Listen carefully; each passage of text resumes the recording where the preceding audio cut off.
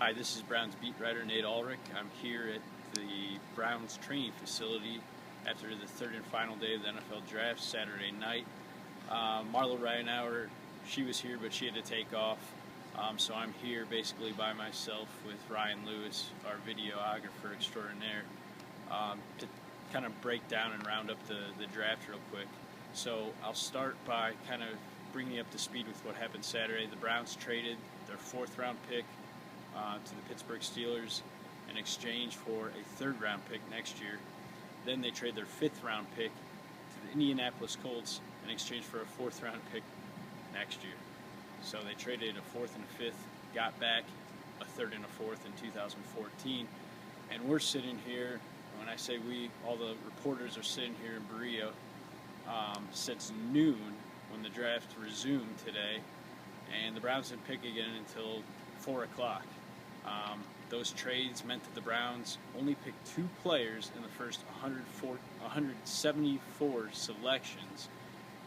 Those two guys are Barkevious Mingo at number 6, the defensive end. He'll be an outside linebacker in this system with the Browns from Louisiana State. And then the cornerback, Leon McFadden from San Diego State. He was the number 68 overall pick in the third round. So when the Browns finally stopped wheeling and dealing today and started picking players, they picked up a safety from Notre Dame. His name is Jamoris Slaughter. They picked him in the 6th round with the, I have to look at this, 175th overall pick. The thing I like about Jamoris Slaughter is he's supposed to be a really versatile guy who filled a lot of roles at Notre Dame and played really well until this past season when he tore his Achilles tendon in the third game and he missed the final 10 games. We talked to him on a conference call. He thinks he'll be back by training camp. The Browns need a starting free safety. They have Tashawn Gibson and Eric Hagg, two young, unproven guys. Obviously, Slaughter's a young, unproven guy too, but he'll be added to the mix in the competition provided he can come back and be healthy. But I do question the pick because an Achilles tendon injury is a major one, and you don't really know how a guy's going to perform after coming back from one, if he's going to be able to come back at all.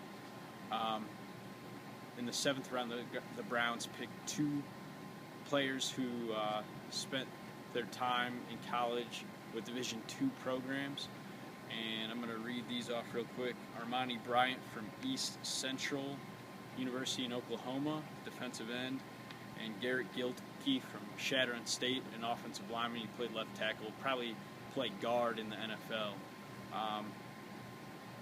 Gilkey had heart surgery when he was in high school, so that's a concern, obviously.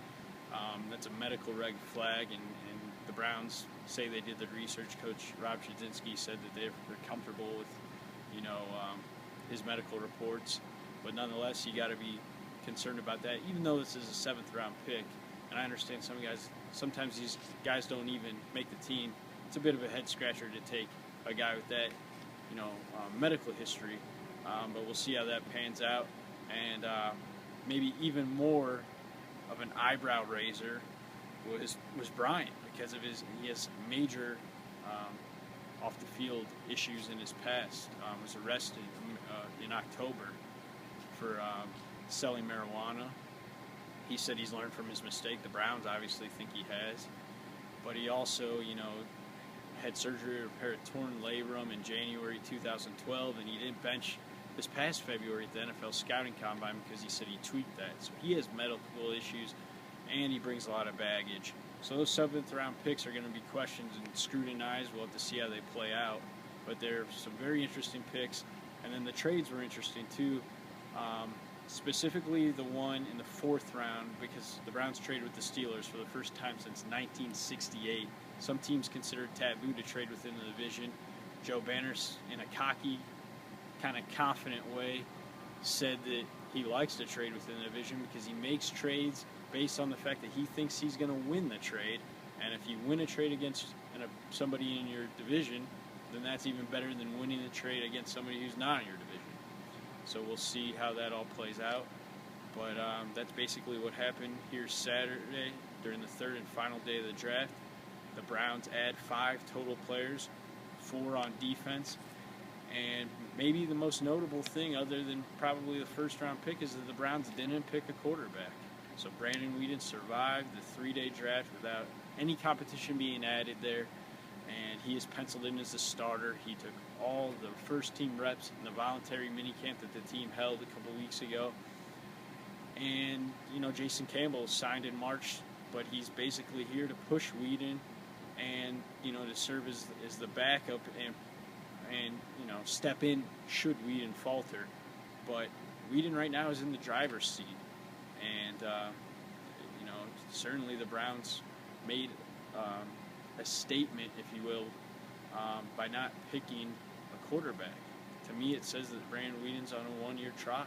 Things could change, but, right now that's the way it looks as they come out of the draft.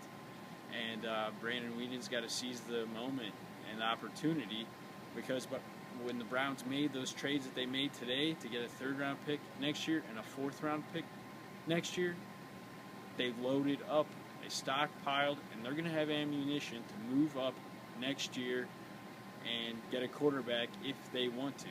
And they're going to want to if Brandon Weeden doesn't prove that he can be a viable long-term solution. I know he's going to be 30 in October, but if he can play 5-6 seasons, that's a viable long-term solution, especially here in Cleveland where they've had so much turmoil at the position. So that about wraps it up. Those are my thoughts on the NFL draft. And it takes a few years to find out how this thing went. It was an interesting day for the Browns, to say the least. But we've got to be patient and see what happens. Thanks for following us at Ohio.com. And we'll keep you updated at Rookie Minicamp, which is in a couple of weeks.